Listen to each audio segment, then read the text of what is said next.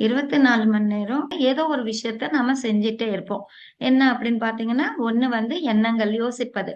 இன்னொன்னு வந்து பேசுவது. ஏதாவது பேசிட்டாவது இருப்போம். இல்ல ஏதாவது சிந்திச்சிட்டாவது இருப்போம். இல்லன்னா ஏதாவது ஒரு செயல்கள் செஞ்சுட்டாவது இருப்போம். சோ இந்த 3யும் சம்ஸ்கிருதத்துல என்ன சொல்லுவாங்க அப்படின்னு பார்த்தீங்கன்னா, பாவனா க்ஷேத்திரம், வாக் க்ஷேத்திரம், அதுக்கப்புறமா சேஷ்டா க்ஷேத்திரம். பாவனா க்ஷேத்திரம்னா எண்ணங்கள். வாக் க்ஷேத்திரம்னா பேசுறது, பேச்சு. சேஷ்டா க்ஷேத்திரம்னா செயல்படுறது. எண்ணம், சொல், செயல் அப்படின்னு சொல்றோம் இல்லையா? சோ இந்த 3 விஷயங்கள்ல ஏதோ ஒரு இடத்துல நாம இருப்போம்.